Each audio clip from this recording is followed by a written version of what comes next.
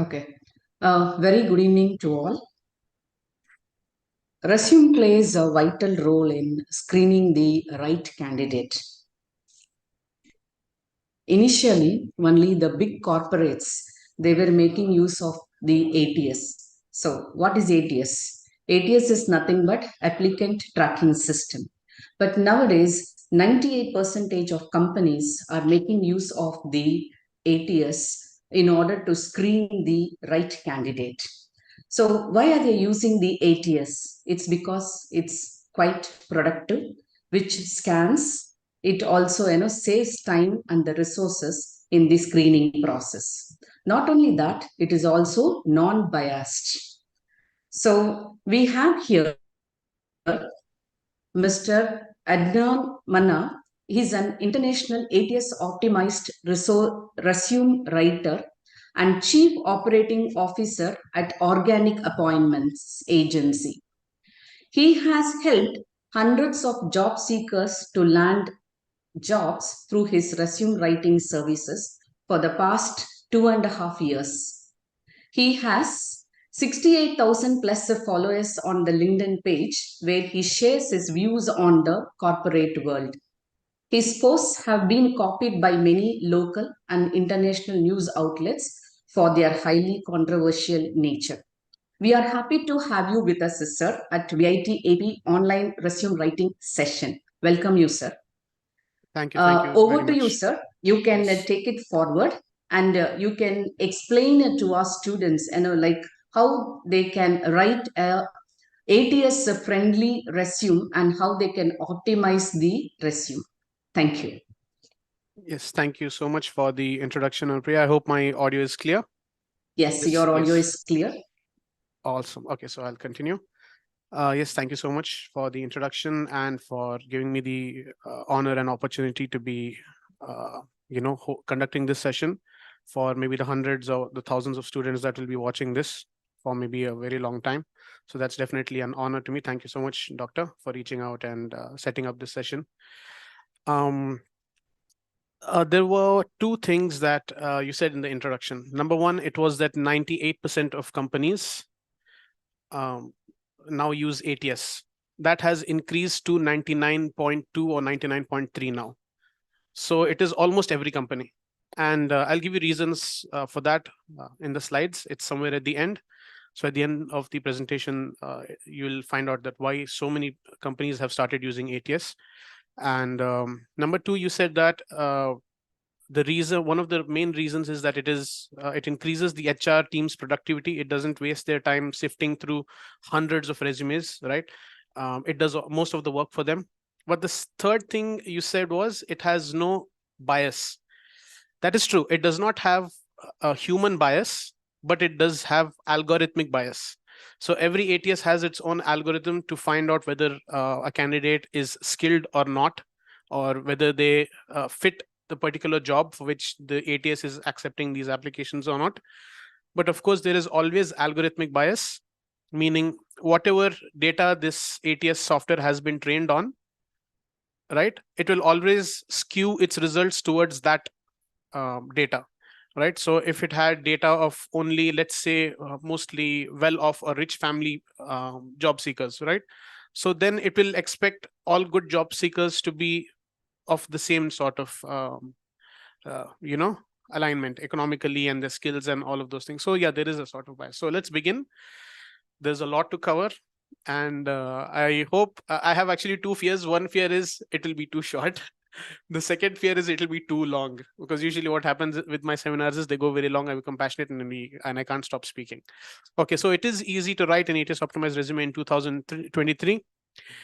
And I'll tell you why. Reason number one is you are attending this seminar. Reason number two is the things which I'm going to show you here. Even if you don't go for a resume writing service or anything after this seminar, you will still be able to improve your resume by leaps and bounds. And many of you, if you're not actually getting interview calls for your internships, or any final year students who have passed out or have started applying and they're not getting any results, just the few things that are there in this, which I could put in this short time frame, these will help you immensely, right? So let's begin. So let's go with the first part, the introduction. So what exactly is a resume? So a resume is just a very concise document which gives an idea to the HR about all of your skills, your expertise, and your work experience, right? And it's a very short document, of course. The entire year's work, 2 years work and 3 years work and 10, 15 years work cannot be put on a 1 page or 2 page document, right? So it has to be very concise. So that is what a resume is. Okay, it is a tool used by employers to evaluate potential candidates for a certain position. That's basically what a resume is in short. So how is it used by companies to shortlist candidates? So companies, they use resumes as an initial screening tool. Okay, and how much time do they take? They take 7 to 10 seconds only to judge whether a resume is good, like worth reading, or whether it is not worth reading. So if they look at the summary first, maybe some HR has this mentality of looking at the summary and making their decision. Then they will look at the summary, and if it doesn't match their checklist of things that this particular candidate should have to be considered, then they'll just scroll past and they'll go to the next resume, right? It is that competitive, right? And this is mainly to help them save time. Okay, so what is the purpose of a resume and a CV? Okay, so for that we'll actually have to know what is the difference between a resume and a CV. Why in some places it is used interchangeably as if both of them are the same thing, and other times it's not the same. So we'll find out about that. So a resume is typically what we use in India as resumes. Those are generally called resumes all over the world. That type of document, it is just a summary of a person's entire career trajectory, and it has the headings and all of that stuff, right? So that is a resume. So what is a CV then? Right, a CV is a more detailed and comprehensive document that covers an individual's entire career, including publications, honors, and other achievements. And see, a CV is used mostly in jobs where the academic performance of the person is judged even after they complete their graduation, right? Or it can be for very senior executives who are still learning. Sometimes they write books, they host a lot of leadership talks, keynotes, and stuff.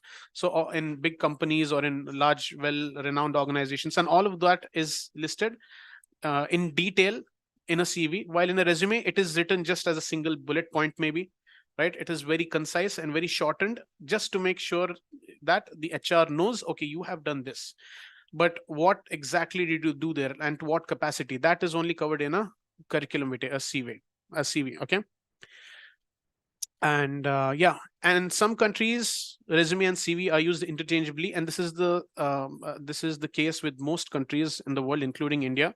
We use resume and CV interchangeably unless it comes to those specific job types and cases which I mentioned earlier, right? Academic jobs like doctors and researchers, scientists, right? All of these people, they publish, they write, they give leadership talks, and certain trend they talk about trending topics in their industry, right? So all of these people, they usually use a CV rather than a resume, right? And even like I said, senior executives. In the US, a resume is shorter and tailored to the job, while a CV is longer and more detailed. In the UK, however, a CV is often used in the same way a resume is used in the US. So you understood this, right? In the US, a resume is very short, and the CV is longer and more detailed. So that is what they are different in the US usually, and in the UK, the CV, that is the detailed document, is used as the resume as well. Get it? So that is the subtle difference between resume and CV. This is not very important for most people, but yeah, knowing this also helps you gauge the little subtle differences in resume and CV. right? And when you want to learn about resume writing or CV writing, you can actually look for the right resources if you know these differences, these little differences.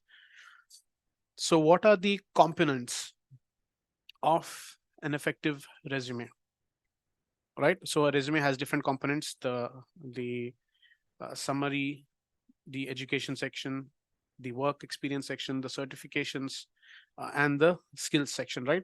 So let's learn about those. The essential sections include contact information, yes, contact information as well, object over summary, work experience, education, skills, and certifications. And yeah, effective resume writing involves tailoring content to the job description using action verbs and highlighting quantifiable achievements. So yeah, when it comes to the contact information, let's go point by point. When it comes to contact information, how much contact information should a person give to the HR? You can't give your exact door address, right? House number this, house name this, and then the exact, literally the location, like, because we don't want the HR to come to our house and give us a job, um, contract or an offer letter, right? We want to give them a general idea of where we are located, just for the purposes of letting them know that we are either close to them, far from them. And if you're applying to jobs in a country that is not your own, like if you go to the US and you apply there, you can't put your Indian address there, right? Because then they'll think, okay, this person is applying from India, he's sitting in India and he's applying to a job in the US, which makes no sense.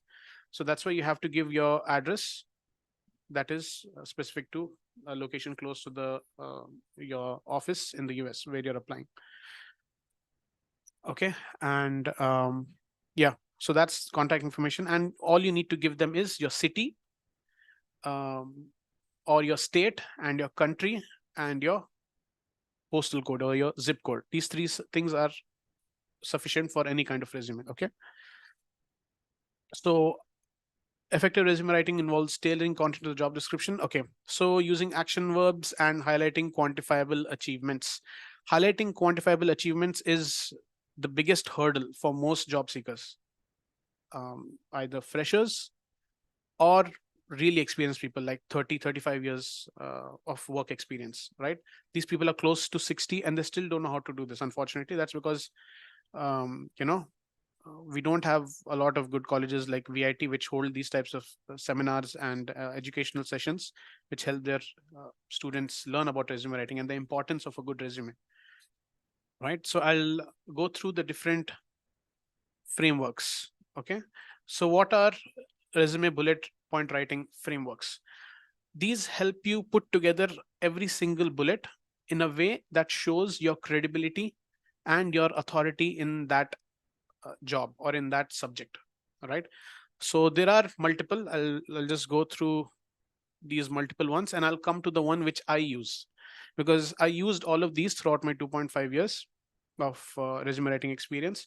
And then I found one which was the best, right? It covered everything that all of these did, but it made it very simple for my clients to enter their information. And that is the kind of feedback I got when I changed from these methods to that. So I'll explain those to you. Okay. So problem, action, result. So this is the first framework. Let's see what it is about. So the problem, you begin your bullet point, your statement, by identifying a challenge or issue that you faced. Then the middle, after that comes the specific action or strategy that you took to address the problem. And the result, ending with the measurable outcome or result of your actions. So in the beginning of the sentence, you have the P, problem. In the middle, you have the action. And the end, you have the result. Most of them do it the same way, but the way the XYZ system does it is the last one, which I said was, the one I prefer. It's very easy. So identified a recurring shipment delay. Okay, I identified a recurring shipment delay issue. Then implemented a new scheduling system. This was the action you took, reducing delays by 35% and saving the company $20,000 annually, right? So this is the result. So what was it? The problem, you explained the problem. This is everything comes in just one sentence, right? You identified the problem. You have shown them what action you took to remediate this problem. And number three, you explain to them what was the result, right, of your action, how much of an impact it made in solving the problem, right? So every single bullet has to be like this. Usually what we do is, most job seekers do is they write what they did, for example, or they just copy paste a job description from some website, right, like LinkedIn or Indeed or Naukri or whatever. Should never do that. Okay, so what a job description would look like is, um, responsible for doing this and this and this, responsible for doing this and this. So you were responsible for something, right? That's true. We are all responsible for something or the other, right? At home, at work, in college, in school. But do we actually do anything with those responsibilities is what the HR wants to know. So just saying that I was responsible for taking care of the world doesn't mean you actually did it, right? So you tell them what you did to fulfill that responsibility and how well you fulfilled it. That is what these frameworks do. They help you show exactly what you did, how you did it, and what was the result or the outcome of your actions. So let's go to the next framework: achievement, method, outcome, AMO. This is not used much, but this is also one of was one of the most commonly used frameworks. So this is also very similar. Achievement: start with what you accomplished, then explain how you achieved it, and the outcome, lastly, quantify the benefit or impact of your achievement. What you will see here is that uh, most of these framework try to do the same thing, but they're trying to simplify it, or they're trying to add more details, right? So some are there. These are the 3-step frameworks. There is problem, action, result, PAR. Then there is CAR as well: challenge, action, result. It's just very similar to PAR, so I didn't mention it. And then achievement, method, outcome. This is also very similar. This is also 3-step. You can see task, tool, impact, and then it's a star, the most um, popular, and then there is XYZ. So let's just quickly go through these, and I'll explain to you about XYZ in slightly more detail. So yeah, start with what you accomplished, then explain how you achieved it. Lastly, quantify the benefit or impact of your achievement. So it is very, very similar to PAR and CAR, CAR. So secure the top spot for regional sales. This is an achievement. Okay. By developing a customer referral program. Okay. This is the method, how you using which you got that achievement. Okay. Leading to a 50% increase in quarterly revenue. Again, it's the outcome at the end. Okay. So let's go to task, tool, impact. It's also very similar. Specify a particular task or duty you were responsible for. Tool: mention the tool, methodology, or approach you used to perform this task. Highlight the quantifiable impact or improvement resulting from your effort. Now, what I want to mention here is, before going any further, you must have seen these numbers, right, at the end in the examples: 30% here, 50% here, and then 35% here, right? How do you know these things? Because these are very important. Without this, your resume is just like any other resume or job description, right? We don't want, like, the HR doesn't want to see job descriptions. Even me, as when I hire for my agency, when I see that they say they were responsible for something, it doesn't mean anything to me. It does not show in any way how they will help my company get better, or how they will make my job easier, or their teammates' job easier, or the team leader's job easier, right? So you need these numbers. How will you get these numbers? Whenever you join a company, right, ask about KPIs, key performance indicators. So what is a KPI? A KPI is a way to measure your success in a role. Okay, so if you go into a sales job, you might have KPIs like the number of sales per week, per month, per quarter. Per quarter means 4 months. All right, sorry, 3 months. So number of sales, right? The number of upsells. What is an upsell? An upsell is when someone buys something and they want to make another purchase to complement their first purchase. For example, if you're selling a TV, Then the customer asks, okay, I want to mount this on a wall. Does this come with a wall mount? You say, no, you'll have to buy it separately. All right. And they say, oh, can I go for some TV with a wall mount? And then you say, no, see, just because of the wall mount, you're going to lose out on these amazing features which only this TV has, and the other TVs with the wall mount, they don't come with these features. So now you're upselling, you're telling them to go with an extra purchase, you're convincing them to go with an extra purchase. But of course, this is, you should do this ethically and morally without trying to exploit your customers. Just saying for anyone who's interested in the sales role in the future. So you're making them buy something by convincing them that it is good for as a supplement for their initial purchase, right? So how many upsells you do, that is another KPI. And then the third one, it could be if someone is coming back with someone came back with a TV that didn't work, or it started flickering or whatever, right, after a month or a year, or not a year, let's say a month or a week or something. Okay, because after a year usually you don't have warranty. So they come to you and they say, take this away from me and just take this back. I want my money back. It didn't even work for a week. So then what you do is you somehow give them a sort of discount.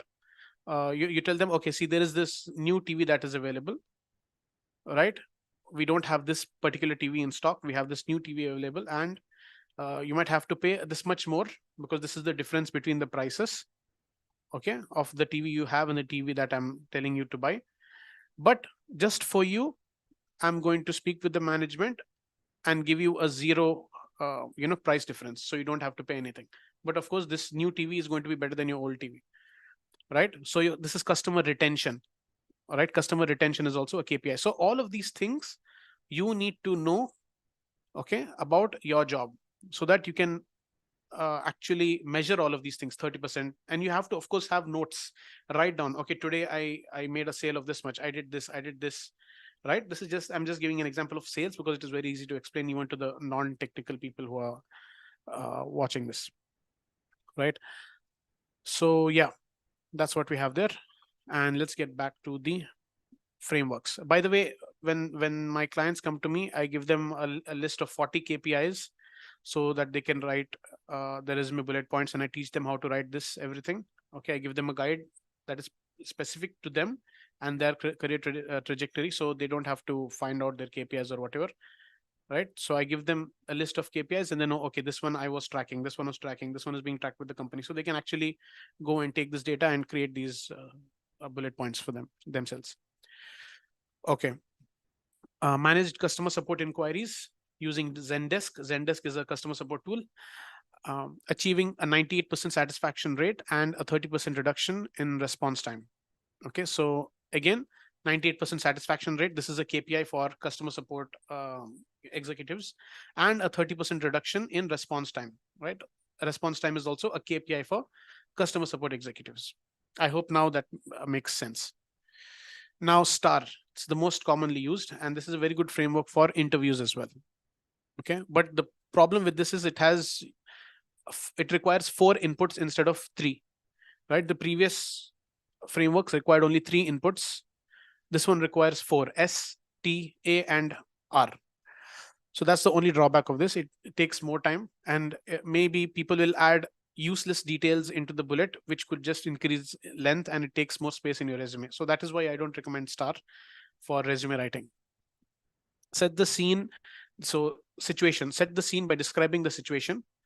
Task, detail the specific task or responsibility you had in that situation. Action, describe what you did to tackle that task. And result, conclude with the tangible results of your action. So the last 2 are very similar, but the first one has been broken into 2, split into 2 parts. Set the scene by describing the situation and detail the task, right? In the others, it was just 3 points, and here we have another situation point. So that's what makes it a little, time consuming to create bullet points using the STAR framework. That's why I don't recommend this, especially for people who have never written their resume, in detail before, like going in depth.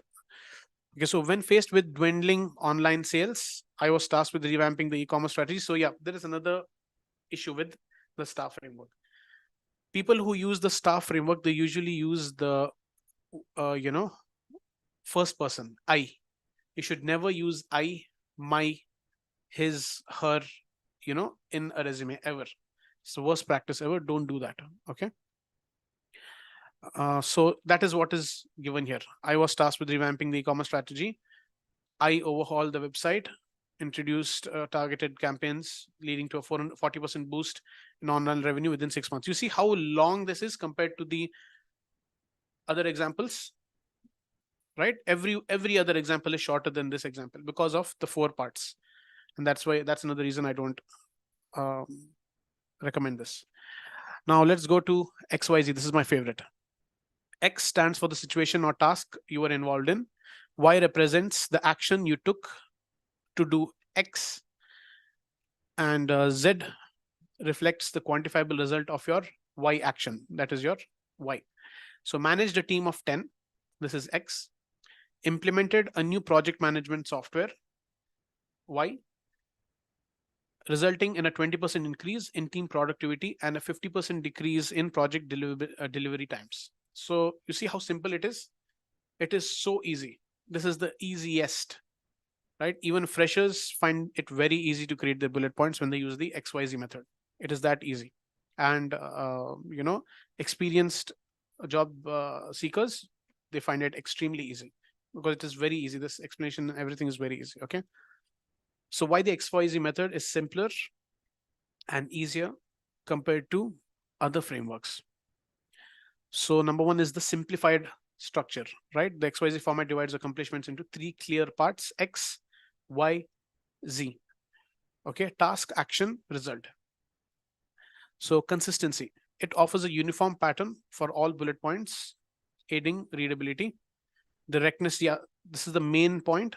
XYZ is very direct. There is no useless stuff at all in an XYZ statement. The method is straightforward, cutting out all unnecessary details. Versatility, suitable for a wide range of achievements and scenarios, right? XYZ can be used for doctors, for software engineers, it can be used for salespeople, it can be used for mechanical, civil engineers, it can be used for literally anyone, right? It can be used for anyone, but STAR and all of the others, they kind of complicate things by making you add very specific details, but XYZ are, kind of general, but very targeted, right? So that's kind of an oxymoron, but that's how it is. It removes all the unnecessary details. So yeah, it encourages quantification. The Z component emphasizes tangible outcomes, and adaptable works well for diverse experiences and career stages, like I explained, entry level to executive and all, industries. It works for almost everyone, right? So I'm just checking how much time it has been. Oh, just 30 minutes. Okay. ATS formatting and easy readability tips. So most of you must have joined this session for this particular sequence of slides that is coming up right now. Doctor, I would like to ask if there are any questions from your side at this point. No, Mr. Adnan, you can proceed. Can you hear me? Yes, I can hear you. Sorry, I was drinking Yes. a little bit of Yeah. water. Please proceed, sir. All right. So if there are any questions from the students, like in the chat or, anything like that. Yeah. Actually, so far, no such message from the student side. I will ask them to post if there are anything. Normally, we will have the question and answer session towards the end. So Right. I'll ask them to mark. Students, please do post the messages in case if you have in the chat, and Mr. Adnan will address it towards the end. Absolutely. That would be better, sir. Yeah. Okay, let's do it. So it is formatting and easy readability tips. So let's start. So what are the, so this was already covered. Yeah. So what is an ATS and what are the various ATS variants available in the Indian and US market? Right. So ATS is like the doctor said in the beginning, applicant tracking systems.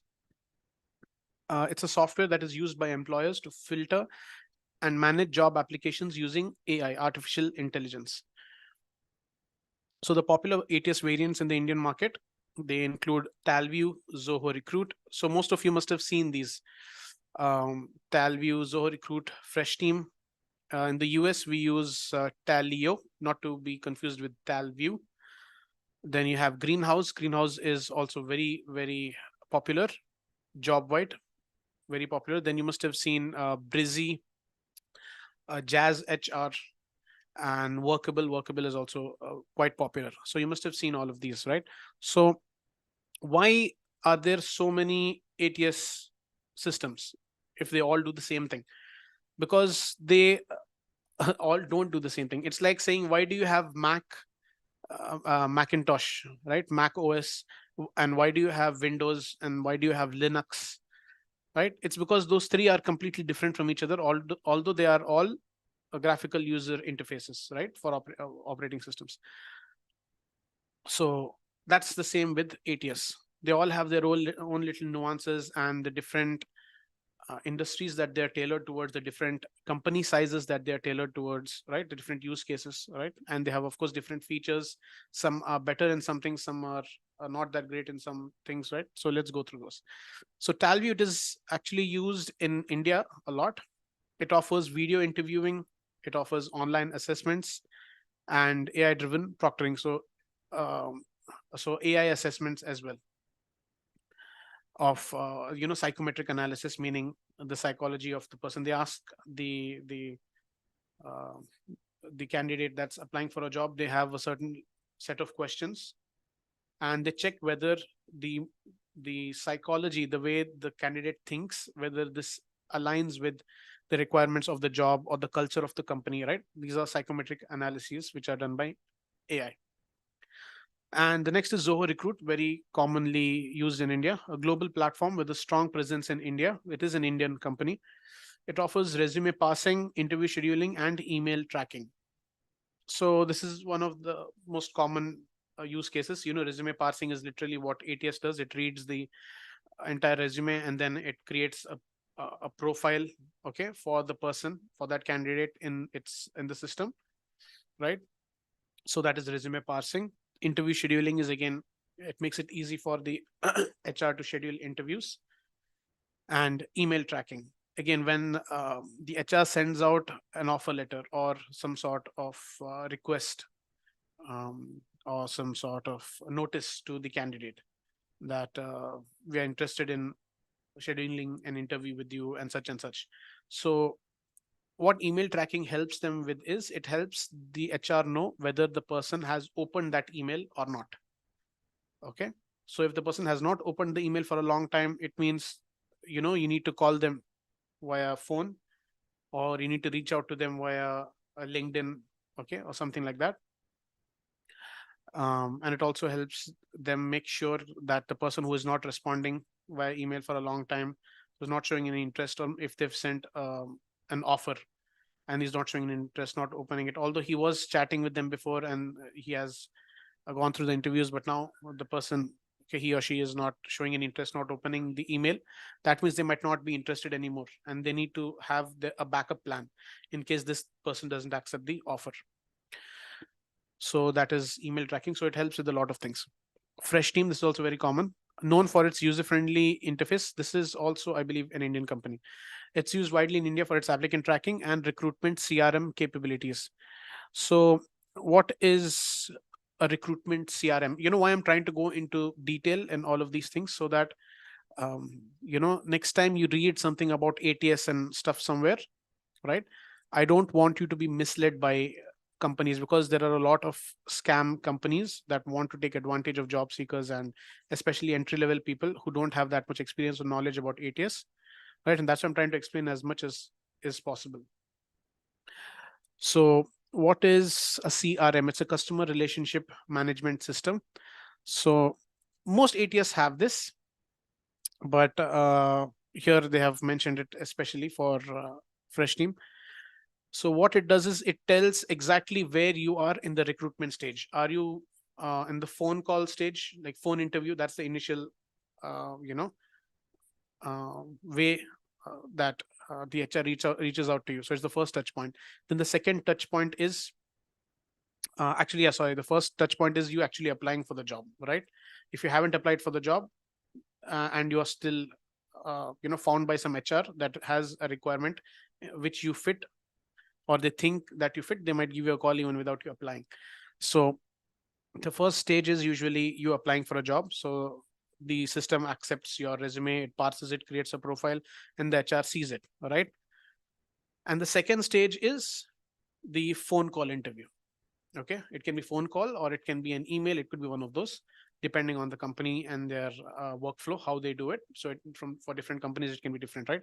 So in the CRM, you can set it. So the second stage is the interview. So what they will do is they will check a box, or they will drag and drop your profile from the initial stage, resume,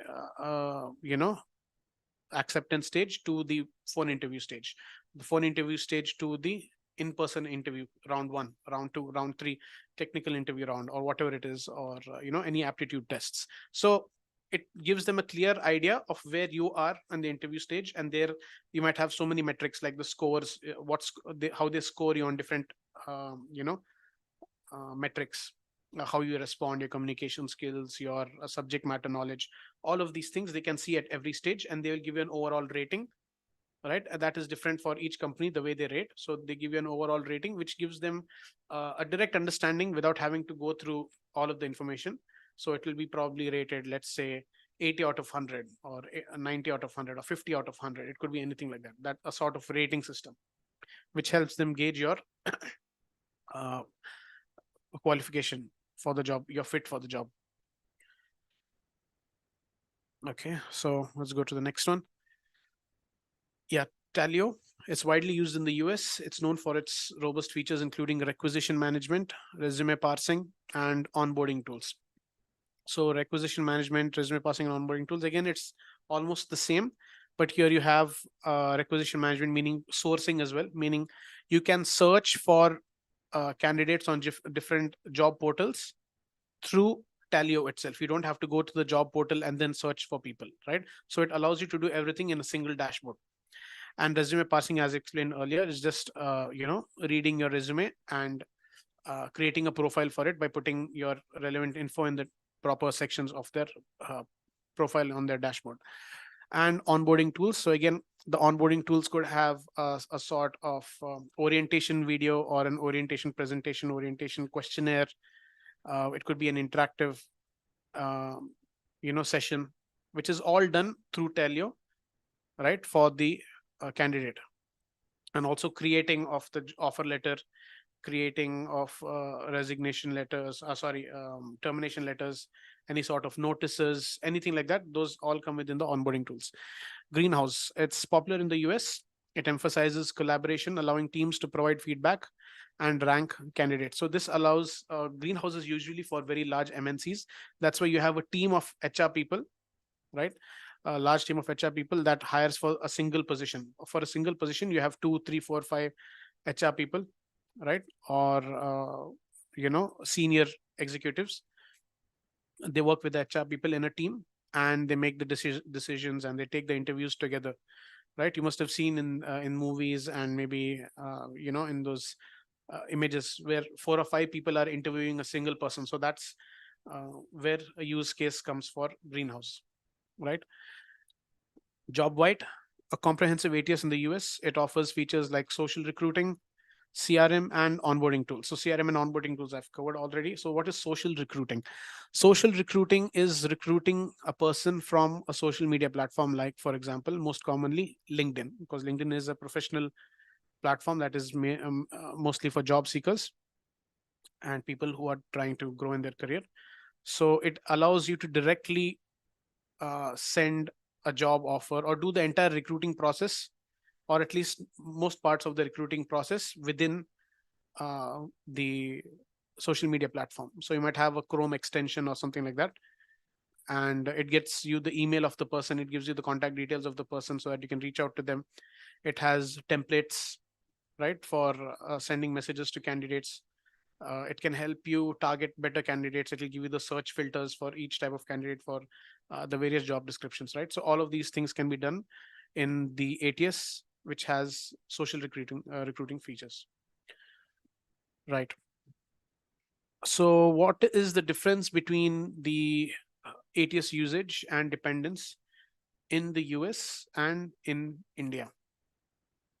See, in the US, most companies use ATS because US has a very strong set of laws for hiring and those kind of things, right? Labor laws are very strict in the US, and if someone does something wrong, or breaks a law, the company can have uh, a case on them, right?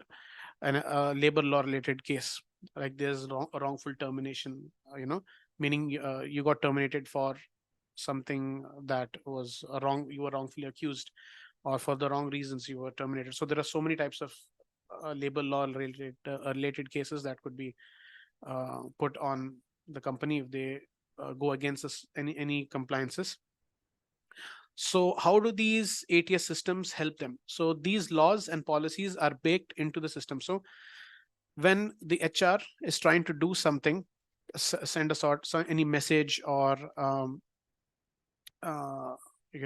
trying to communicate with the candidates or take any decisions or whatever, the ATS system, using its AI or using some pre-programmed templates, it tells the HR, see, it looks like you're trying to do this. Be sure that you don't do this and this, because these are against the US labor laws, right? I hope you're getting a good understanding of that. So that's where these ATS systems in the US help the US companies adhere to their labor laws, right? And in India, ATS usage is definitely growing, and even the smaller companies are starting to use ATS, very small companies, right? But still, it's not as widely used as in the US. But the trend is now shifting towards automation and AI driven recruitment processes, especially, and this is the reason why, especially because the cost of AI usage is reducing rapidly and ATS solutions are becoming increasingly cheap. You can get an ATS software for $70, right? That's 5,600 or 5,700 rupees.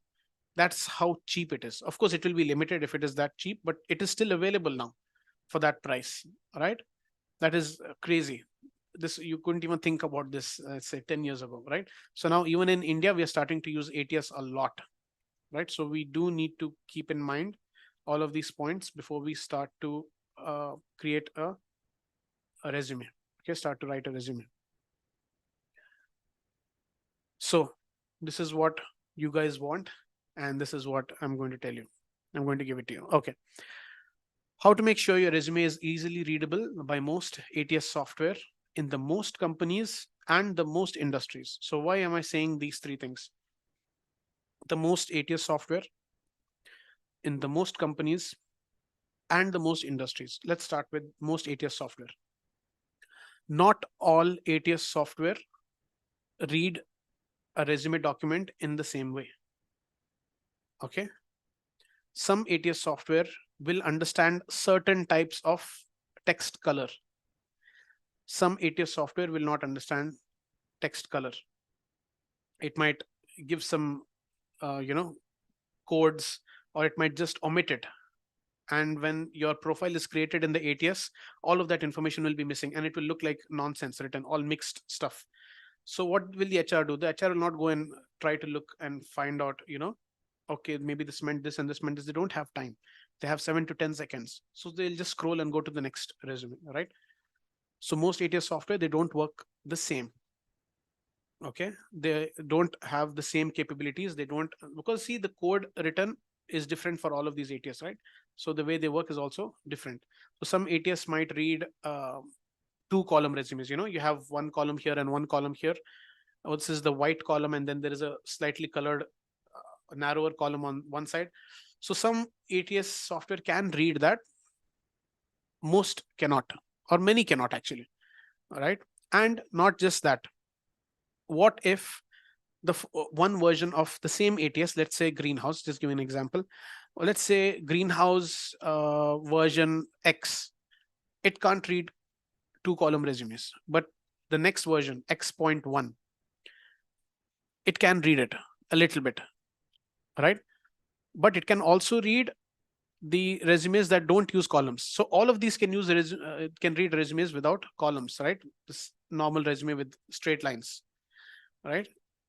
So, and most companies, why most companies? A lot of MNCs and certain sizes of companies, they use ATS like we discussed earlier, but smaller companies, so they sometimes do not. Even if they have an ATS, they are so used to the traditional method of recruiting, right, that they will just you know, sift through these resumes, or their resumes are their, sorry, their ATS software are not that good. Like I said, you get an ATS software for 5,600, but of course it's not going to be as good as the one that costs hundreds of thousands of dollars, right? Obviously it's not going to be the same. So those will not, the smaller ATS softwares, or the cheaper ATS softwares, will not have the same capabilities as the expensive ones. So they might only be able to read the most simple resume types. They might not be able to read the resumes with graphics and fancy formatting and stuff, right? So we should keep the formatting to the fancy formatting rather to a minimum, to avoid all of these things. And most industries, I said, because um, some industries like you know, in marketing, you have marketing agencies, right? Marketing agencies are usually smaller. Usually most marketing agencies are smaller agencies, and they don't have, again, the best ATS software, because that is not their you know, criteria to hire someone or anything, because they are more creative, they're more creative focused, right? They're not usually technical focused. So even there, they might not have the right ATS system and stuff, and your fancy resume might not get read properly by their ATS, and it might get completely jumbled up in the profile that the ATS software creates for you, right? So to avoid all of these things, what do? We attempt to create a resume which can pass through the screenings of every single ATS, right? The most common type of resume is what you have to create, right? So that, you know, a resume that can read columns, and the resume that cannot read columns, the resume that can read graphics, the resume, sorry, the ATS that can read graphics and columns, and the ATS that cannot read graphics and columns, the ATS that can read color, the ATS that cannot read color, the ATS that can read tables, that cannot read tables. All of these different types of ATS, hundreds of thousands of combinations of these things, will still be able to read your resume perfectly. That is the goal of an ATS optimized resume. Okay. How do you achieve that? No graphics, not even, you know, those small icons for your phone number. You put a phone number icon. Don't do it. Just don't do it. No columns. Do not use columns. Like I said earlier, the 2 columns on one side, you have your skills and your contacts. In the middle, you have your experience, right? Your work experience with the bullets. Don't do that. Don't put 2 columns, because what it will do is it will read from left to right, and you know, this thing that is on the same line in this column and this column will get joined. And you can understand the kind of nonsense it will create, right? Your work experience point with your skill, right? So it will create a jumbled mess. And again, no tables, and also no text boxes, no uncommon heading. So what is an uncommon heading? So work experience is a very good heading. It's a very common heading. Most ATS can understand what work experience means, right? It's very straightforward. Or you can write professional experience. I don't know why professional experience would be written, because all the experience in your resume is professional, right? So again, this is redundant information, repeated information. We don't need that. So if you use something like, let's say, uh,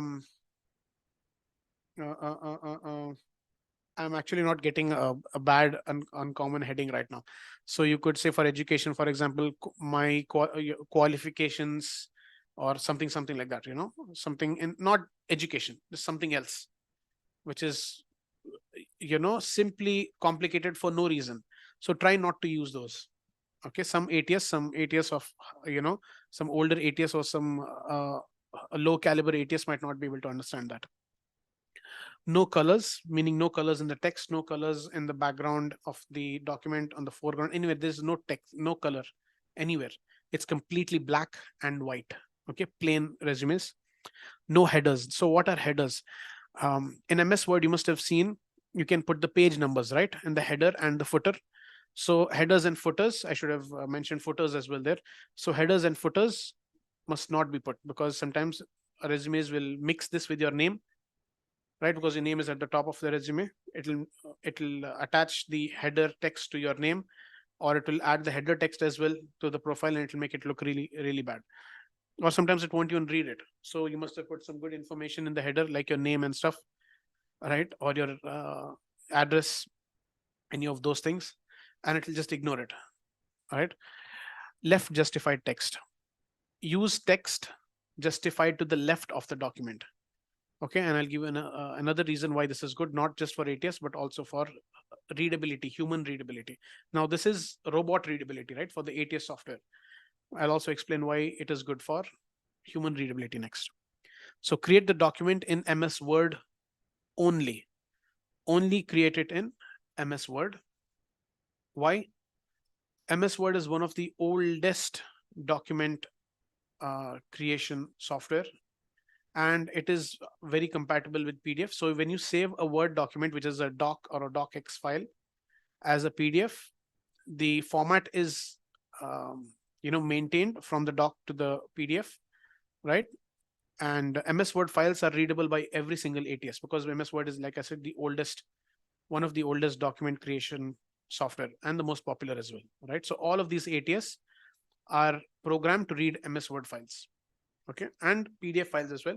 But when you're uploading it to an ATS, it's better to upload in a docx file, because the PDF can sometimes be misread by an ATS. Okay, usually it's not, but just to be the safest possible, just to make sure that your your resume always passes through an ATS. Okay, you try to take as many precautions as possible, because you could be applying to the job that could change your whole life and your career, right? But just because your resume isn't ATS optimized, you lose on that chance, because the HR never gets to see your resume, or the HR sees a jumbled mess because of these choices that you made. Okay, the wrong choices. And how to make your resume easily readable by the HR. So like I said, how to make it easily readable by human beings. Consistent formatting. Keep the formatting very consistent. Heading, bullet points, heading, bullet points, heading, bullet points, and maybe subheadings. All the subheadings should look the same. They should be aligned on the same line to the left. All the font sizes, the fonts have to be the same, and also use the same font for your entire resume. Don't go crazy with the fonts and stuff. Use the same font for your entire resume. Okay, makes it easier on the eyes to read it. Write in the F or Z shape. So do you see the different slides? All of them have this common theme. All of the text is in the F shape, right? You have these single lines like an F, and then you read like this, and then you read top to bottom, right? So that is the natural uh, reading style for that human beings use. And there is also the Z shape, which is, it's also called the Z shape. It's the same. You read like this, and you come down here, and then you read like this, come down here, and you read like this, right? You go line by line. So left justification also helps with this, making it easily readable, right? Now, you can use bold and italics, not a problem, to emphasize maybe the KPI metrics, but don't overuse it. Okay, don't overuse it, and use bold for the same type of information everywhere. Use italics for the same type of information everywhere. Okay.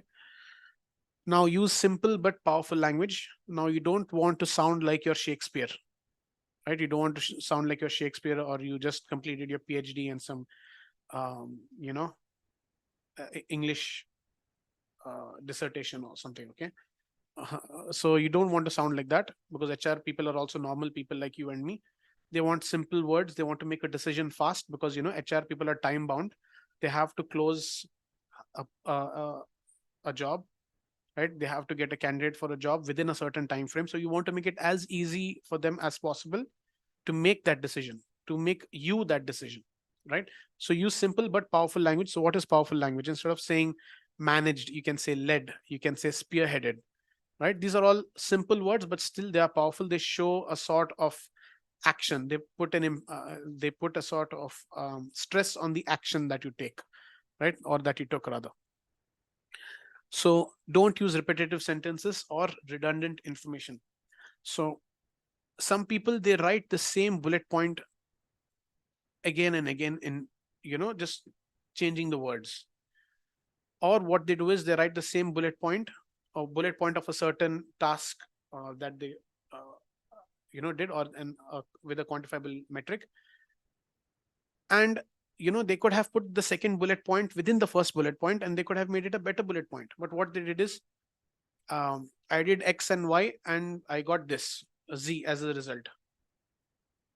And the second one, they say I did X and Y, meaning the same things, right? X and Y, and I got the result J. So instead of creating two bullet points, they could have just created one bullet point saying I did X and Y, and this resulted in Z and J. Right? So this is redundant and repetitive information. This is useless. And like I said before in the headings, never use redundant information like professional work experience. Why professional? Of course it is professional.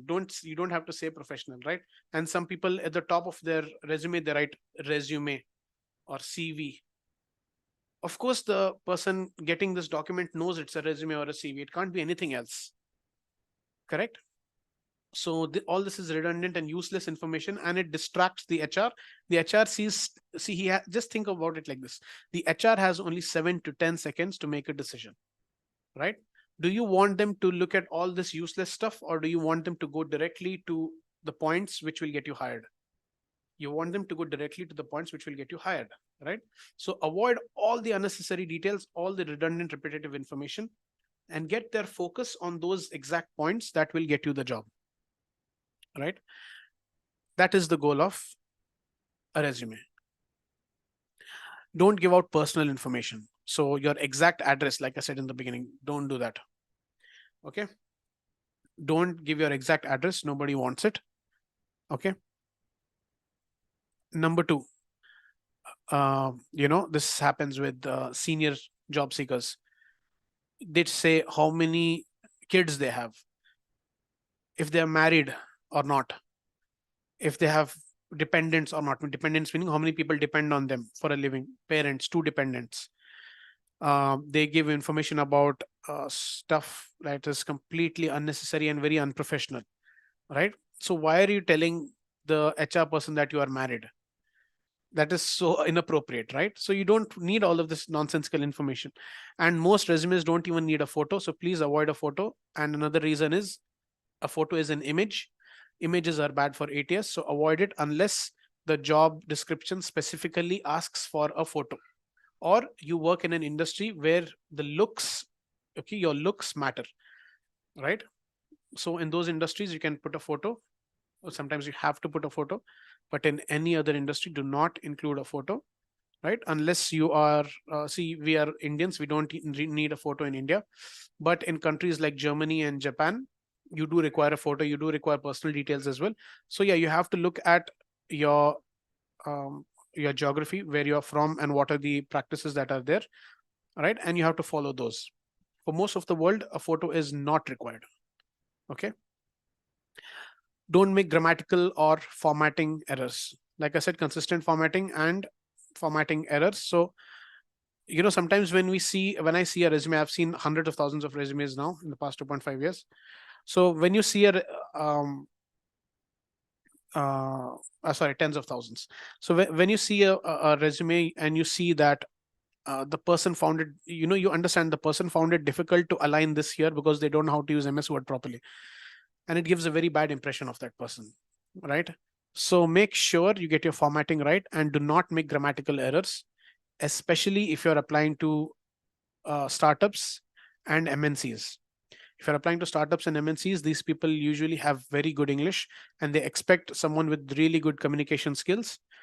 And the first, way for them to understand the level of your communication skills is the language and the English you use in your resume, right?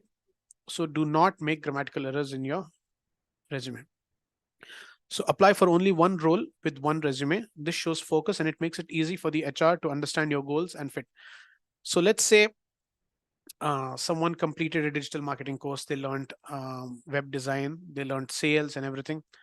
So they have one resume which is tailored towards 10 different jobs: sales, web design, this and that, and this and that. No, don't do this, right? Tailor your resume towards just web design. One resume for web design. So when you apply for web design jobs, you will only use that resume. The second one for sales, third one for something else, fourth one for something else. If you are this multi-talented, then that's the case. Usually it's just one or two, but show focus in your resume. And this also helps with ATS, optimization, because the ATS, it picks out keywords from your resume to check whether you're a good fit or whether you're not a good fit. Okay, so this also helps with that. So AI and talent acquisition. So I already explained that AI is used in talent acquisition in in ATS software. I'll explain it in a little more detail here. Okay, so what are AI-enabled talent acquisition systems? So a common AI-enabled talent acquisition system is an ATS. This is the most common AI-enabled talent acquisition system. And even the components of an ATS, like I said, the onboarding, social recruiting, CRM, all of these are in some way or the other reliant on artificial intelligence. And so all of these are also subsystems within the ATS, right? So they are also individual AI-enabled talent acquisition systems if they're used for talent acquisition. That means recruiting. So these are advanced systems that use artificial intelligence to streamline and enhance the recruitment process. They can automatically screen resumes, rank candidates based on fit, and even predict a candidate's future performance. So that is crazy, right? They can actually just read your resume, and on your resume, you have your company names and the location of the company, right? So it will do the search. It will go to this company, in its database. It will learn about the company, or it will take the data about the company, and then it will see, okay, this person achieved this in this company. They worked here for so many months, for so many years, and this is what they did. Then they moved to this company, which was again different, and it did these different things. It was different from the previous company in this way. So it will predict your next move, how fast, how you fit the current company's culture, how long will you stay here in the company, what does the company need to do to keep you there, all right, and how often will you ask for a raise, right? All of these intricate details. Of course, these are all based on calculations, and calculations can be a hit or miss, but these do help the HR and the company make very precise decisions on different aspects of recruitment and promotions and performance reviews and all of these things, right? So this is one of the biggest uses of AI enabled talent acquisition systems. So where are these used?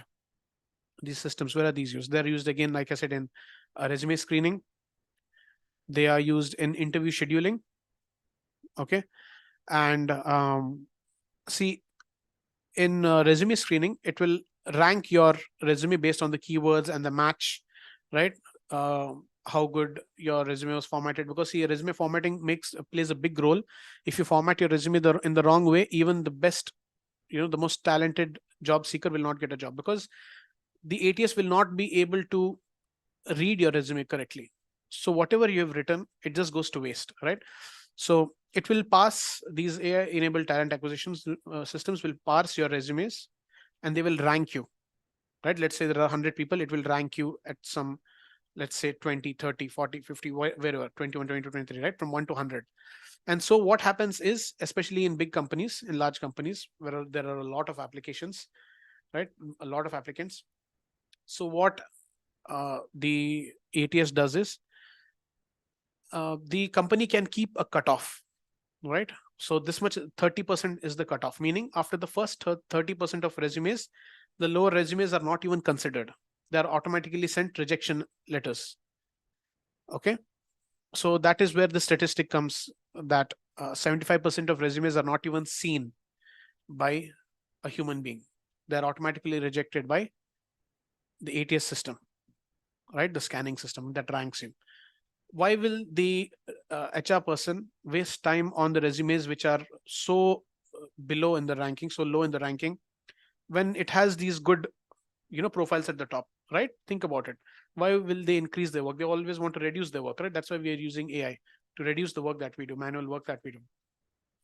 So yeah, formatting plays a massive role, and a lot of resume writing agencies, they create fancy resumes. And I just had a call last week with a very big resume writing company, and I told them, yeah, I saw your resume samples, and they have all this fancy formatting, like you have tables, you have some little graphics here and there. Why are you doing this? So they said, no, it's because when the candidate sees their resume, they should be happy. So you understand the mentality, right, of resume writing companies. They want the candidate to be happy with their service, but they want the candidate to not get a job. They don't care if the candidate gets a job or not, because to get a job, you have to have an ATS optimized resume. But these people, they don't create ATS optimized resumes because they look dull, but they actually get the job done. They look dull, but they actually get the job done. And if the way you write a resume also matters, whether it looks dull or not. Right, it should be written in a way that is compelling, right? It makes the HR want to read further and further and further, right? So let's go to interview scheduling. You must have seen on a lot of websites, you have this little chat bot at the bottom right, right? So most of those are AI enabled. So the chat bots, they know exactly what you're asking, all right? And they have a knowledge base, meaning they have a database of knowledge from which they have learned, right? They know everything about the company or whatever, or the recruitment process or whatever. They know the exact steps. So when a job seeker goes to a company's career page and they apply and whatever, then the chatbot opens and tells, okay, you have done this, um, you know would you like to schedule an interview, or whatever the next step is there, right? Or it will tell them to learn more about the company somewhere, or it'll ask them, do you want to see this about the company? We recently had an expo or something like that, right? So if the candidate does not show any interest, this is also recorded. Okay, an ATS system can read your movements, meaning your mouse movements, what you're seeing, what you're not seeing, right? According to your mouse movements, of course. It can track all of these movements on the career page of the website as well.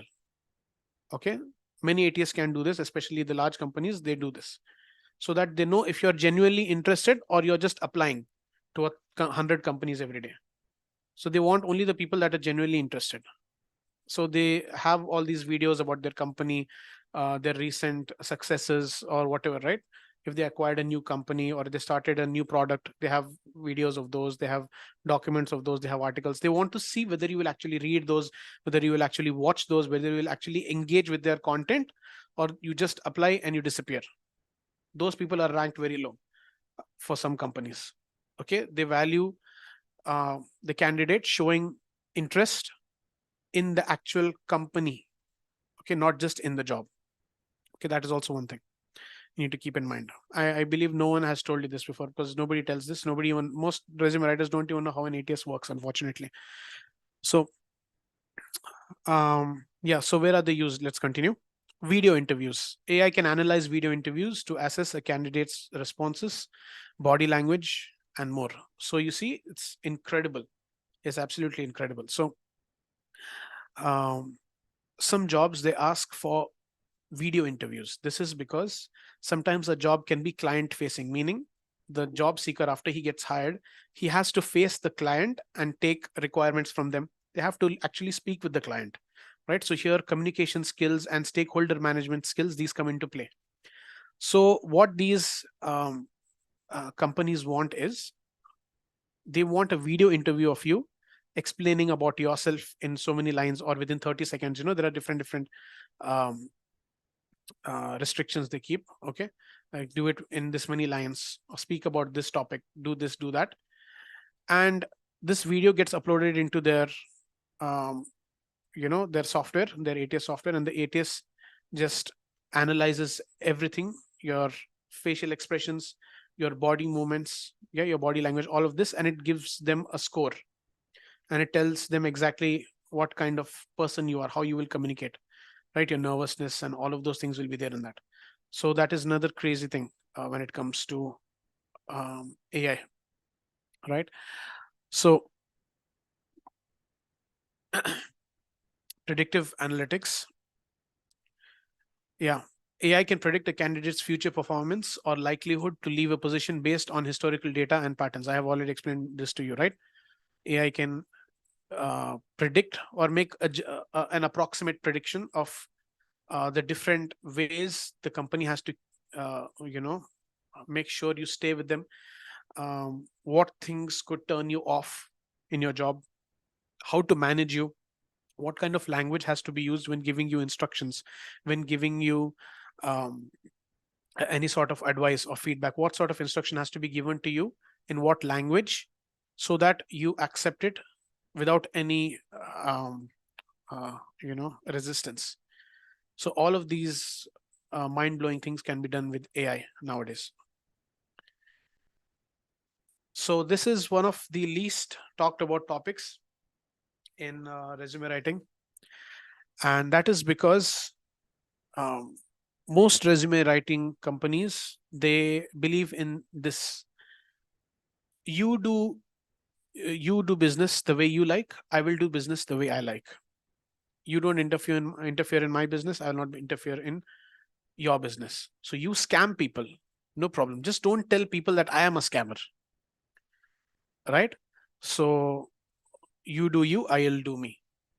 That's why nobody tells anything, nobody speaks about anything. That's why you see, you go to these big resume writing websites, um, Nova Resume, Kick Resume, Zeti, and there are so many these big names.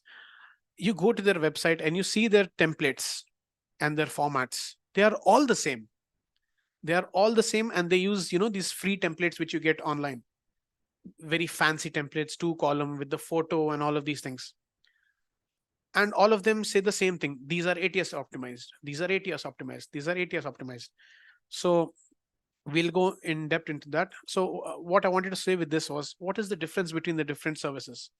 If all resumes look the same and all resumes give the same results, meaning people get jobs in big companies like they um, you know like they claim, then why should I go for Novo Resume instead of Kick Resume? Why should I go for Zeti instead of Novo Resume and Kick Resume? It makes no sense. If all of them are the same, then they're all the same, right? It makes no sense to go for one and leave out the other. What you have to think is, if all of them are saying the same thing, then all of them are fooling me, right? They are actually fooling the candidate. All of them say the same thing. So the only competition is in the marketing, how they market themselves. Even the marketing is largely the same, right? So this is kind of like a scam empire, because see, a job seeker is the most vulnerable, is the most afraid of, financial loss, and they are at a time in their life when usually they don't know what to do next. They don't have someone to guide them through a layoff, or a toxic workplace that they left in the middle, or like after 6 months, just because it was killing them internally. Their mental peace was disturbed. So what do they want to think? Okay, let's go to a professional who knows how to handle my case. And they go to these websites and they get scammed, right? So a lot of people have come to me from these websites, which I named, and also Top CV, Top Resume, right? So these companies, and literally people with 30 plus years of experience, they cry and they say, I spent so much money there. I have worked with 3 4 agencies, I spent $2,000. One person had spent $2,550 or something. He went from one agency to another agency to another agency to another agency to another agency, and he lost that much money. And the guy was heartbroken, right? He was jobless since 5 years, and he saved up, and he used all of his money in these resume writing agencies. And he said, all of them give me the same results. They give me the same type of visual resume. They just change up, the length of the sentences and something, sometimes it's two pages, sometimes it's a 4-page resume. So I am not getting results from anywhere. So this happens, and all of you guys, most of you, you'll be preparing for your next job search soon. So you need to know these things. So let's actually, okay. 99.99% of resume writers are scammers. This is my claim, and this is my opinion. I have only found one resume writing company, which is not, directly a scam company, meaning they make claims which are not true. Like they say a visual resume will get you a lot of jobs. No, that is factually incorrect. A visual resume will not get you a lot of jobs, right? So it is a scam when something is marketed to you, but it is not given to you, right? That is not the reality. So a lot of resume writing companies, this is what they do. They scam you. And let's see. So these are the signs. Graphic designers. Graphic designers are the worst. They are the absolute worst, because, the whole point of a graphic designer is to create images, right? Beautiful looking images and designs. But the exact thing, images and designs, are what you do not want in your resume. So when you get your resume written or created by a graphic designer, number one, they're not going to know what the HR wants, right? They know what will make you happy. They know that when they give you a really beautifully crafted document, right, with a lot of imagery and crazy stupid stuff, right, that will make you happy because it makes you think, okay, I've got a very beautiful document which will make the HR happy. No, it will not even reach the HR, right? Most of the information in that resume will probably not even reach an HR, because the resume parsing will not occur properly. It will not happen properly. The ATS will not be able to read your information, right? You know what the ATS will read? In some cases, the ATS will read the name of the image. So let's say it is, let's say blue triangle.jpg, meaning the graphic designer put a triangle in some corner. It is a part of the design. So they put a triangle image in some corner, and that triangle file's name was blue triangle.jpg. So that is what will be read by the ATS, right? So you can understand how stupid that is. Imagine you have a long string name like XYZ, ABCD, blah, blah, blah, .png. That will be there in your profile when the ATS software reads your profile, your resume, and creates the profile in the ATS software. All this garbage data will be there, right? So why will the HR bother? They'll just go to the next candidate. Now, CV stylists. These are a lot on LinkedIn nowadays. CV stylists. See, CV designers are graphic designers, and CV stylists are also graphic designers, but they know a little bit more about resume writing than graphic designers. But again, CV stylists would like to make you think that you have got a good product when you get their resume, the resume written by them. But again, it is just to make you feel good that, okay, I've gotten a good resume. It looks nice. It looks beautiful. Looks do not matter when it comes to a resume. Readability matters. Conciseness matters. Impact matters. None of those you will get with a CV stylist or a graphic designer. Okay. Now, the third one is companies which use visual resumes. Like I explained earlier, they gaslight their customers by saying that graphical resume formats are ATS compatible. Graphical resume formats are not ATS compatible. And what do you mean by gaslighting? Right? What does gaslighting mean? Gaslighting means, for example, you're with your friend, you look at a white wall. There is a white wall there, okay? And you tell them, oh, wow, this wall has been painted with such a white, bright white color. It looks beautiful. And the person says, no, that's a green wall. And you say, what? Are you crazy? That's not a green wall. That's clearly white. And they say, no, dude, that's a green wall. Right? So that is gaslighting. They are telling you that the reality is the opposite of what is actually the reality. They show you a visual resume, all right? A resume with columns and the graphics and the picture and everything.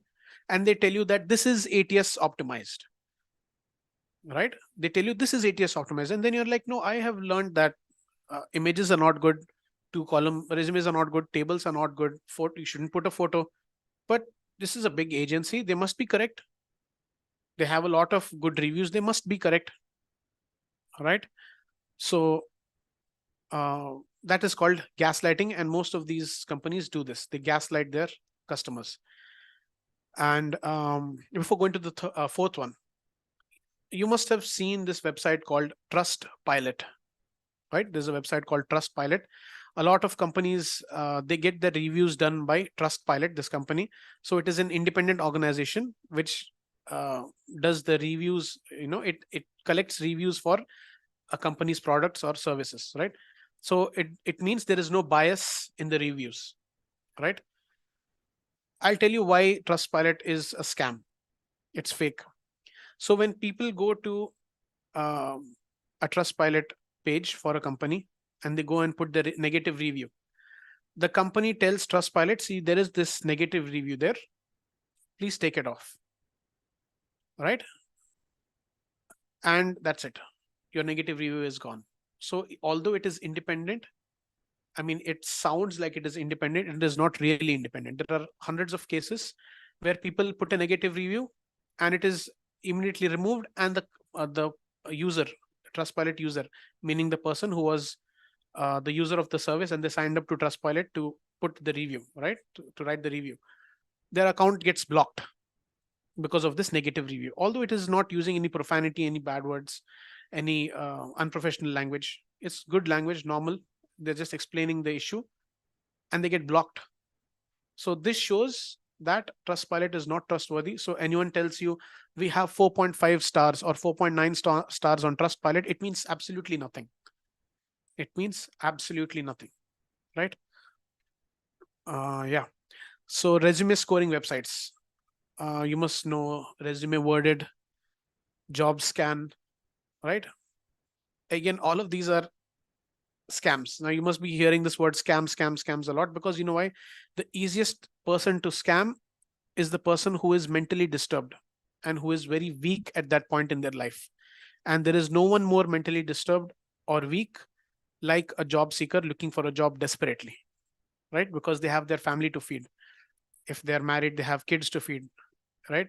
If their parents are retired, then they have their parents to feed, right? They might have a home loan, they might have an education loan, they might have a car loan, they might have so many loans that they have to repay, right? And the banks, they will take your money whether you have a job or not, right? So they are desperate and they just want to get a job as soon as possible.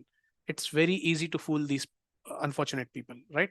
And that is what these resume writing companies, they capitalize on, this opportunity to get these desperate people, okay, the money of these desperate people. So resume scoring websites are 100% a scam. There is no point in scoring your resume on a random website which has absolutely no affiliation with the companies you're going to apply to. So what this means is, let's say I go to JobScan, okay, and I upload my resume, okay, and it says, okay, your job matches this, and it also asks you to put the job ad, right, or a number of job ads which you want to apply for, okay. You put those, and now it will match your resume with these job ads, and then you get a score of, let's say, 80 or 85, okay, and then you're happy. Okay, 80 to 85 sounds good. And then it gives you suggestions. To increase your score, put this keyword here, increase the number of this keywords, these keywords on your resume, okay, in your resume. So you do all of that, and then it asks you, okay, now to do these changes, you need to buy your professional plan, okay. And then you go and buy the professional plan, and then you're happy. Your resume is now 100%. It matches 100% to the jobs that you want to apply for, and you go ahead and start applying. You know why it makes absolutely no sense? Because you're not applying for a job at JobScan. You are applying for a job at company X, company Y, company Z, company A, B, C, D. And all of these companies may use a completely different ATS software, which JobScan, of course, cannot calculate, right? It cannot account for these ATS software that are in these different companies. It will give you a very general number according to JobScan. It might be good according to JobScan. It might be really garbage according to these companies where you're applying for. Correct? So getting 100 score on JobScan makes absolutely no difference to the kind of score you will get in the companies, right? And keyword stuffing is something which JobScan and websites like these, they encourage keyword stuffing. So keyword stuffing is you take keywords from the job description and you fill your resume even in places where it looks unnatural. Like when the HR reads it, he thinks or she thinks, why did he repeat this word so many times? And then they know, okay, this guy's or this lady is keyword stuffing, right? So keyword stuffing, usually ATS softwares, they check for keyword stuffing. If the same keyword is repeated too many times beyond a certain threshold, they will de-rank your resume, even if it is actually, if the candidate is actually someone who is a fit.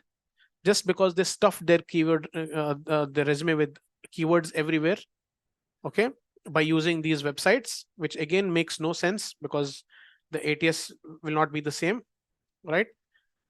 Because of these things, you get deranked and you lose an opportunity just because of these websites, right?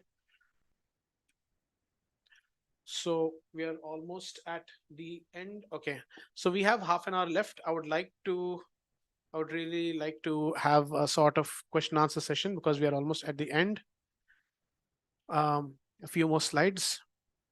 So I'll go to my offer for you guys later, but I would like to take my any questions on my slides so far, my presentation so far. Yes, doctor. Sir, actually, students have raised some questions in the chat. You can answer a few in that, like as the time permits, and after that, I will request a few things which you can address to the students.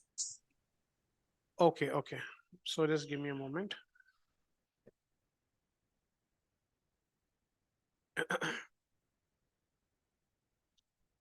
Have they asked it in the Zoom chat or in the YouTube live chat? In the YouTube live chat. Okay, I'll have to get the link to that then. Just give me a moment. You don't have the link to it? Not really. Okay, I'm just sharing it now. Yeah.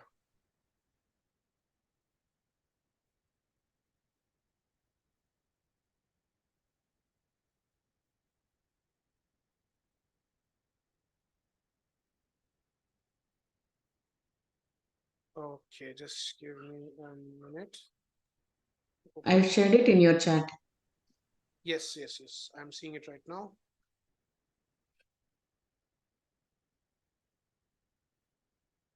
Okay, just give me a moment.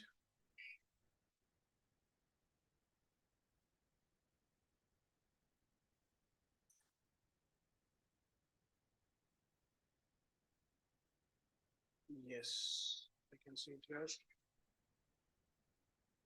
Okay. I'll read it from my phone, so apologies if I'm looking down. Sir, can the frameworks you mentioned be applied to personal projects too, in case we don't have a lot of experience? This is an excellent question by Shaumya Singh. Very good question. You can absolutely use the same framework for your projects as well. In fact, I say use this framework for everything that you write in your resume, right? You can use these frameworks to divide your project into bullet points, and each bullet point tells exactly what you did for every step of the project. Okay, so yes, you can absolutely use the frameworks. Yeah, another question. As a fresher, there are no quantifiable results and actions. How must we describe our achievements in such case? Is it okay to skip this part? See, as a fresher, of course, you have your projects, right? and you need internships. When I passed out, internships were just becoming the norm, but right now you do need internships. So paid would be a blessing if you get a paid internship. That would be really good. But if you do not get a paid internship, don't waste a lot of time. Try to get an unpaid one, but make sure that it aligns with the exact job that you want to, get in the future. Because doing irrelevant internships does not help you in any way. It just hurts you because it wastes your time. And at the same time, you could have done some internships. Right. For freshers, you can also do a lot of relevant certifications. By certifications, I don't mean Udemy courses and stuff. There are some courses on Udemy which have value. Those are accredited courses. But other than that, you can have certain courses from reputed organizations, right? For example, for business analysis, you have certain certifications.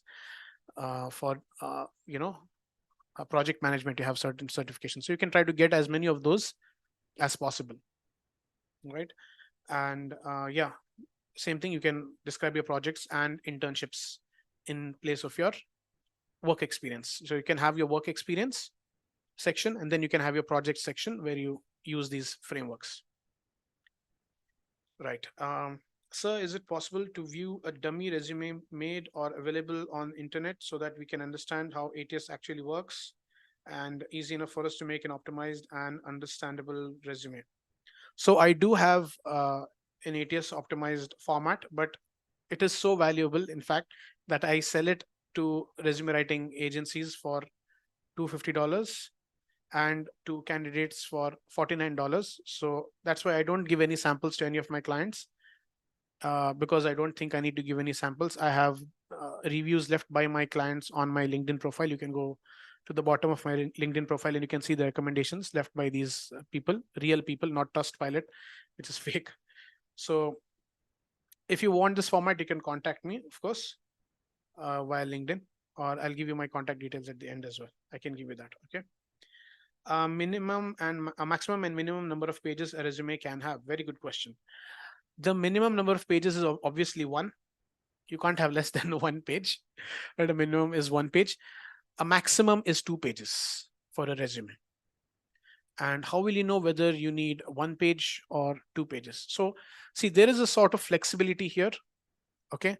If you are a fresher, try your best to keep it to 1 page. Okay. But if you have completed a lot of good internships, if you've completed a lot of good projects which are valuable, okay, then of course you can go to 1.5 pages. Try not to go more than that, because HR people, they want to reduce their work. And when they see that it is 2 pages long, they will just ignore it, right? So 1.5 is still acceptable for a fresher. For someone with up to 10 years experience, 1 page and 1.5 pages is good. Beyond 10 years of experience, 1.5 to 2 pages is very acceptable. But again, nobody should go beyond 2 pages. Okay, I hope that answers the question. Yeah, which is the best preferred font for writing resumes? I prefer Calibri.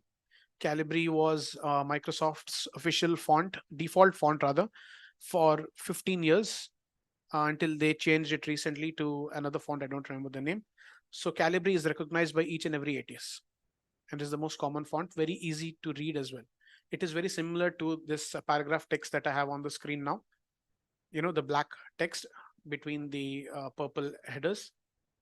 It's very easily readable, even for the human eye. Okay. Is resume to be in a single page? Okay, I've already answered this. I hope you noted it down. Even after the resume is filled in a correct manner and with good projects, I'm just getting rejected again and again. What do I have to improve, sir? See, a lot of people that come to me, they think that the resume is very good, right? The only problem is they're not getting interviews. So I don't understand how it is good if you're not getting interviews. So there is a way to write a resume out of, beyond the formatting, right? Formatting is just the first step. Usually people don't even get the first step right. That's why most of my presentation was about formatting. Writing the resume is, again, there is certain type of language that you need to use, certain rules that you need to follow. and only an expert can help you with that, unless you spend a lot of time, of your life just learning about resume writing, which I did. Um, so how to tailor the resume if we have no work experience? How to tailor the resume if you have no work experience? Okay, see, you can tailor your resume even if you have no work experience by showing that you can do some of the things which are required by the job that you're applying to, right? You can show leadership by showing, if you are part of any community in your college, any groups, you have any awards or accolades or achievements in your academic life, right? Those can be written under your college's heading, right? All of those can be written, and then your projects, your internships will show how much subject matter knowledge you have and how much hands-on experience you have, right? All of these things will help you tailor your resume to your next job. So just make sure that the projects and the internships are relevant to the job that you want to apply for. That's how you tailor without any experience. Uh, so you said that it would be better just to use left alignment and not to use text boxes, but when we are listing our skills, uh, like Java, web dev, HTML. Okay, web development, HTML. Yeah. Uh, Usually this is where people make the mistake. When they're listing their skills, they use a table, right? Don't use a table. Just write your skills with commas, separated by commas in a single lines. Very easy. And ATS compatible, very easy to read. Put the most important skills at the beginning, and as the importance decreases, put them at the end. So prioritize from most important to least important in the line, okay, when you list your skills. How can a resume be uniquely identified when majority of the applicants commonly follow ATS optimized resume patterns? See, of course, all people are applying for the same job, but not everyone has the same experience, right? Not everyone has the same achievements.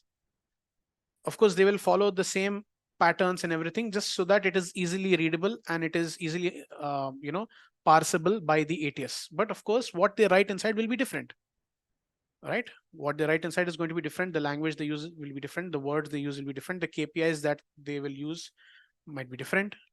So there are a lot of things that can be different, right? And the kind of ATS optimization I do, not a single company that I have worked with has followed these protocols for ATS optimization. That's why I say that my ATS format is the most ATS optimized format in the planet, on the planet. So no one else has ATS optimized resumes the way I have it. This is my claim. Okay. So how is LaTeX to make a resume, or is Microsoft Word the only one preferred? Only Microsoft Word. Do not use LaTeX. Do not use LaTeX. Do not use Canva. Do not use LibreOffice. Do not use OpenOffice. Do not use anything else. Don't use your phone. Use MS Word. And MS Word comes with most laptops, so you don't need LaTeX and all of this stuff, right? MS Word usually comes pre-installed in most Windows laptops. We will just list them without explaining them in detail. In that case, if we leave the whole space on the right, I didn't understand this. Are you saying that the right side will be empty? For which? For skills or for work experience? It won't be, because it will go from left to right, right? Only when the line on the right is filled, it will go to the next line. So it will not be empty. Of course, it will be in the F shape, right? But it will not be empty. Do we need to explain about every project in the resume? Absolutely not. You don't. Okay, you don't have to explain about every project in the resume. If you have completed irrelevant projects, you can just give a 1 or 2 line, explanation in the bullet points. But if you have relevant ones, please make sure that you explain in detail. And again, below that, if you write a meaningful paragraph, it won't look attractive when the company don't use ATS optimization.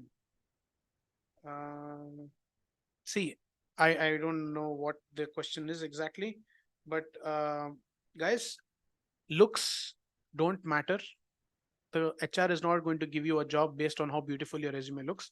He's going to give you a job based on how well you fit the job, because the HR is responsible if they hire someone who is not a fit for the job. The HR is responsible. The HR is, he has to give a justification as to why they forwarded your resume to the next person in the uh, resume writing pipeline. Okay.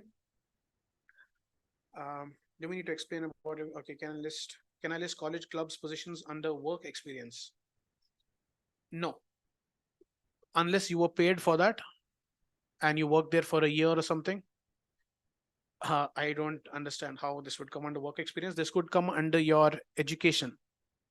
All right, this could come under your specific college where you were a part of the clubs, and there you can explain I was part of this club and I did this and this and this in bullet points, of course. Right, that could come there. So do we have to include about section in resume? About section, you mean a summary? That depends. If you know how to write a good summary, then yes, include it. It should not be more than 3 to 4 lines. Some people have like this large, this entire, 4 or 5 inches of the resume sheet is just summary. That is nonsense. Nobody's going to read your resume.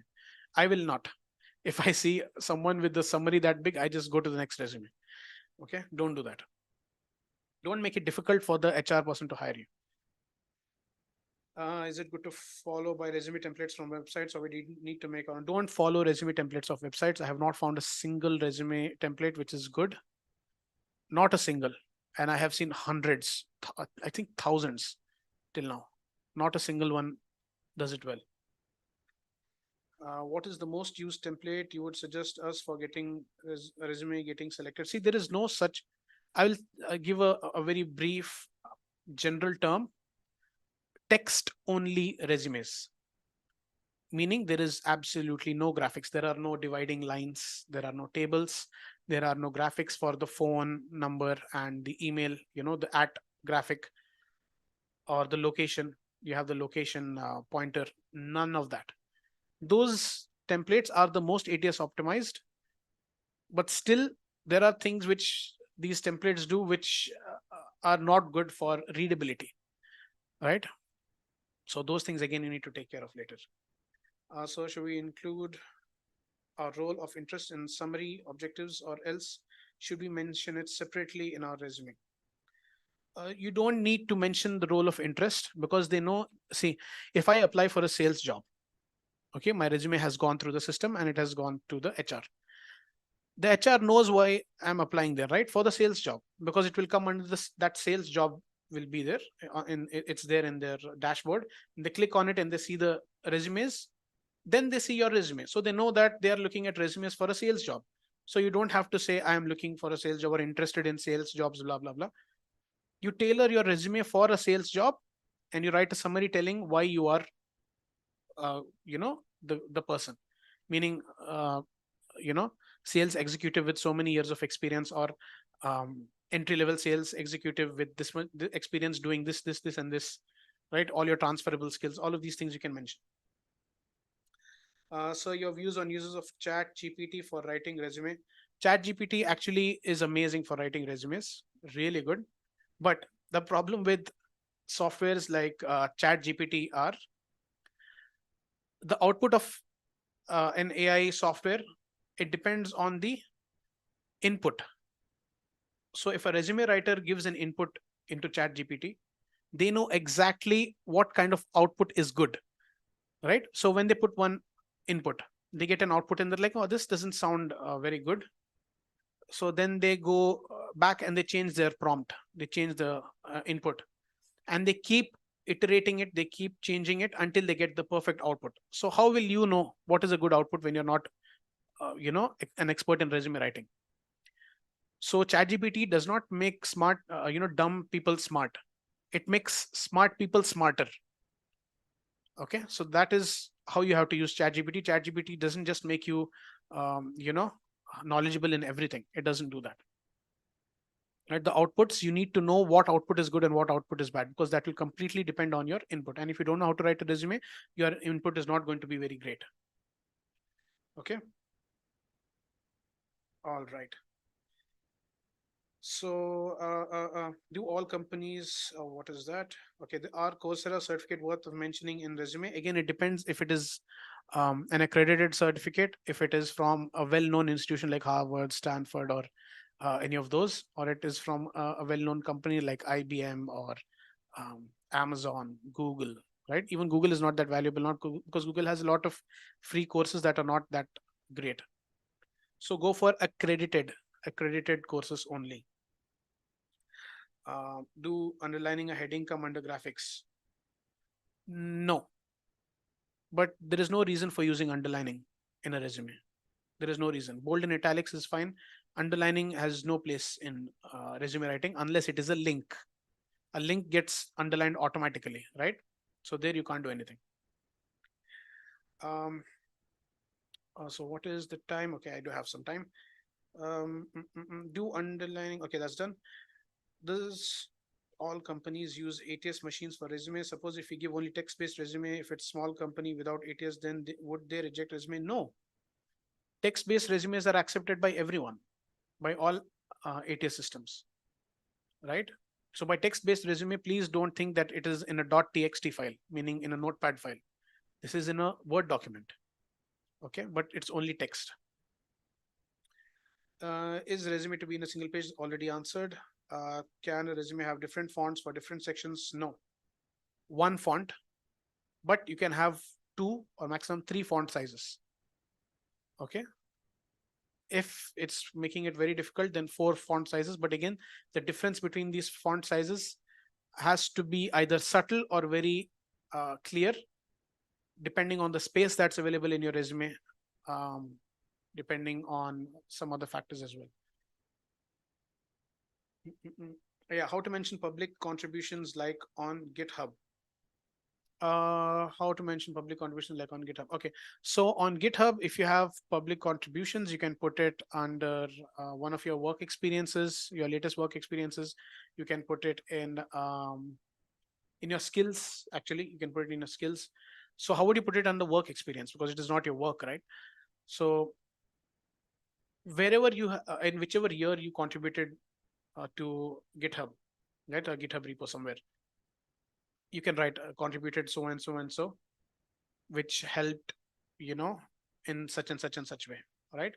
So it can be put, but again, it's not something that is going to show how you bring value to the company. So I'd rather suggest you avoid it. Just to not put extra stuff in your resume which doesn't resonate with the HR. The HR wants to see how you bring value to the company, right? And contributing on GitHub doesn't show that, right? Unless it is a very significant contribution, like on a very well-known repo, you added something and you're credited there, right, for something major that you did, right? All this can be these can be your projects as well, right? It can be a project, a GitHub contributor, right? It could be that. Can we use a line to divide a single page resume into 2 columns? No. Already explained. No. Best font size, considering we have to fit all into 1 or 2. Minimum 10, maximum 12 to 14. This is for Calibri because I use Calibri. Sir, is it okay if we add the links of the project in the project section, or avoiding the links is better? See, if you have projects which are deployed and you can actually give, you can actually link them, that would be better. You can put the links, not a problem, but give raw links, meaning the link should not have any display text. It should be http / www.github.blah blah blah blah blah, whatever it is, right? Instead of project link, and then when they click on it, it takes you to the link, right? The text project link is linked to the address, and then because the ATS might just read the text and it might ignore the link, so don't do that. Since most of the students are aware of ATS and all of the new technologies, how to make a resume stand out of others? The only way to make your resume stand out from others is to make it tailored to the job and to show that you can add value to the company with your specific skill set. because a lot of people don't do this, even when they know about ATS. And see, even when people know about ATS, they actually don't know much about ATS, because I believe a lot of the information that you've learned here is new, right? Although many of you did know about ATS in some capacity. Do we need to make customized resume for every company we apply? No, your resume should be tailored towards each job role. For example, you can apply for sales, you can apply for web design, you can apply for, let's say, data analysis. So one resume for data analysis, one resume for web design, one resume for sales, right? For each role. Is it okay to have portfolio link embedded in the resume? Yes, you can have a portfolio link at the top. Okay, just under your name and stuff, where you have a LinkedIn link and all of those, you can have your portfolio link or your GitHub link. You can have those there. Shall we put any links in contact section? Yeah, like I said, the contact section, you need to just put the LinkedIn profile link. You can put your email address, you can put your GitHub link or your portfolio. How many projects are sufficient to add to a resume? You can add as many projects as you want, but make sure they're only relevant. And if you have many projects, even an entry-level person can go up to 1.5 pages, especially if it's highly relevant and you did some really complex projects, which give you hands-on experience, in the work that you will actually be doing later. Then you definitely, I think, need to put as many projects as possible. 1.5 pages max for an entry level, because even 1.5 pages, you're kind of pushing the limit. So is it fine to mention CGPA in resume? Yeah, why not? You have to mention if you're an entry level job seeker, or you have just 1 year of experience or something. Up to 1 year of experience, yeah, you need to put your percentage, your CGPA, your GPA, okay, or your grade like A+ or whatever it is. You can put it. Yes, I believe that is all with the question and answers. Now I want to actually show you guys something, just for you, just for the students of VIT, the ones who are watching right now and the ones who will be watching this later. So this is open to all the students of VIT, and this offer is only for you guys and no one else. Okay. So this is what I'm going to give you: a resume revamp. Okay, ATS compatible with all the ATS systems on this planet Earth.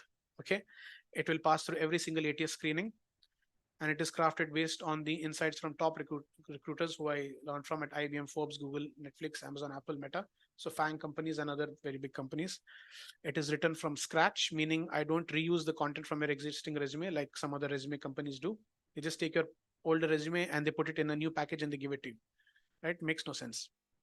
And then exclusive custom template backed by extensive research. So this is the template that I was talking about that I sell for $250 to HR companies, and to candidates. The blank resume I sell for $49. So you know the value. I had a follower of mine on LinkedIn who got a job just by copy pasting his previous resume into my template. Just by copy pasting, he got a job. So that is the value of this template. He didn't even change a single line of his resume. Okay, and then a process to make you independent of resume writers in the future. So my process, it helps my clients become independent of resume writers.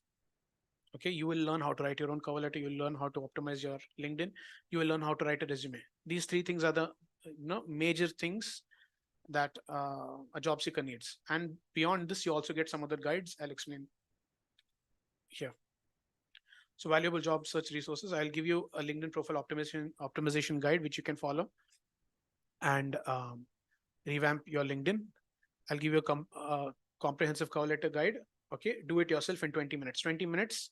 In 20 minutes, you will be able to write a cover letter, okay, which can, make you stand out from everyone else. And this works for freshers. It works for people who have career gaps. It works for people who have left the job, market for a long time and they want to come back. It works for everyone. Okay. All those conditions are, taken care of in this cover letter guide. All of these are $49 each though. Okay. But for you guys, I'm going to give it for free. An interview prep kit covering 100 essential questions across 9 categories. So 9 categories are hypothetical questions, salary negotiation questions, brain teasers, trick questions.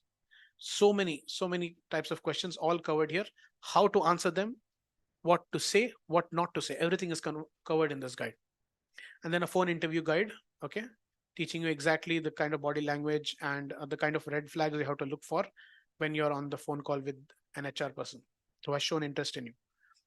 An elevator pitch guide for varying duration. So what is an elevator pitch? An elevator pitch is uh, a very short few sentences in which you show your value to a potential um, job provider. For example, let's say you went to a college and some other college, and there is a campus placement drive going on, or even out of campus people can come there and apply. So there you see an empty booth.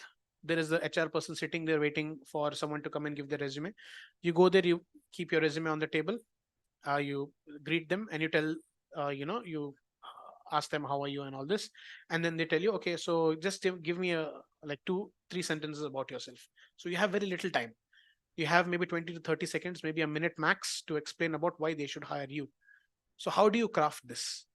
Right? How do you craft these extremely important lines that could get you a job? That is what is covered in the elevator pitch guide. Right? Not this is I just gave you a scenario of a campus drive, right? What if you met someone in the elevator who's the HR of some company? You went to the company and then you're going through the elevator and you find the HR of that company there, right? You see their tag on their chest, on their breast pocket, and you see, okay, this is the HR. I can greet them and I can maybe pitch myself to them as a job seeker, right? So how do you do that? That is covered here.